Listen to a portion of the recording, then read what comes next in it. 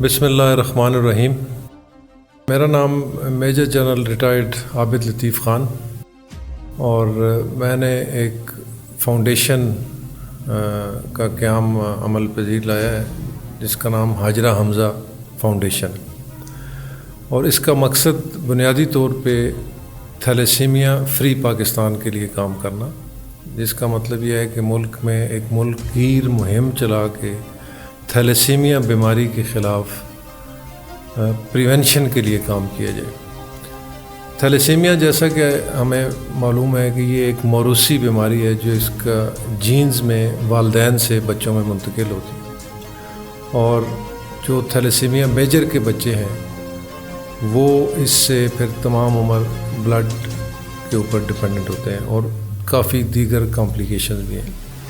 اس وقت ایک محتاط اندازے کے مطابق ہمارے ملک میں تقریباً 5 سے 8% پریویلنس ریٹ ہے تھیلیسیمیا کیریئر کا، جس کا مطلب یہ ہے کہ کم و بیش 15 سے 16 ملین کی آبادی تھیلیسیمیا کی کیریئر ہے، اور جس کا نتیجہ یہ ہے کہ اگر 2 کیریئرز کی آپس میں شادی ہو تو 25% چانسز یہ ہیں کہ ان کے ہاں جو پیدائش ہے وہ تھیلیسیمیا میجر کے بچے کی ہو۔ اور دوسرے اندازے کے مطابق اس وقت کم و بیش 1,30,000 کے قریب ہمارے یہاں ملک میں تھیلیسیمیا میجر کے بچے ہیں، جن کے بلڈ کے اوپر جو ڈپینڈنٹ ہیں اور آئرن کلیشن کے لیے جن کو کافی ایکسپینسو میڈیسن کی بھی ضرورت ہے۔ اس وقت تقریباً ایک بچے کی مینجمنٹ اور جو کیئر ہے، ٹریٹمنٹ ہے، بلڈ اور آئرن کی جو ادویات ہیں،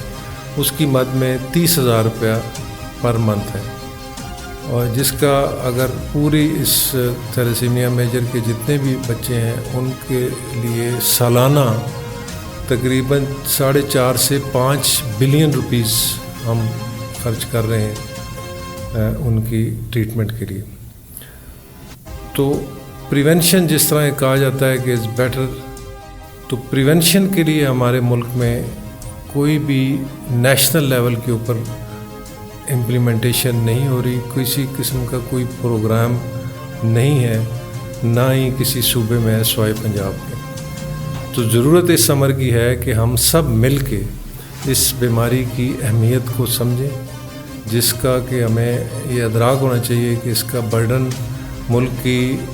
آلریڈی جو ڈپلیٹڈ اور جو ہیلتھ کیئر سسٹم ہے اس کے اوپر بھی ہے، ہمارے اکانومی کے اوپر بھی اس کا اثر ہے، اور جو سائیکو سوشل امپیکٹ ہے فیملیز کے اوپر اور پوری سوسائٹی کے اوپر، اس کی وجہ سے بھی اس کے کافی مسائل ہیں۔ تو ضرورت اس امر کی ہے کہ ہم سب مل کے اس کی اویئرنیس کے اوپر اور ایجوکیشن کے اوپر کام کریں، اور اسی مقصد کے تحت یہ ہاجرہ حمزہ تھیلیسیمیا فاؤنڈیشن ہم نے بنائی ہے، جس کے تحت ایک تھیلیسیمیا سینٹر بھی ایبٹ آباد میں قیام پذیر ہے، جس میں 160 بچے ابھی تک رجسٹر ہو چکے ہیں۔ لیکن اصل مقصد یہ ہے کہ پورے ملک میں تمام اسٹیک ہولڈرز کے ساتھ اور تمام سیگمنٹس آف سوسائٹی کے ساتھ مل کے ملک گیر مہم چلائی جائے تاکہ اس بیماری کا خاتمہ کیا جا سکے۔ Thank you very much.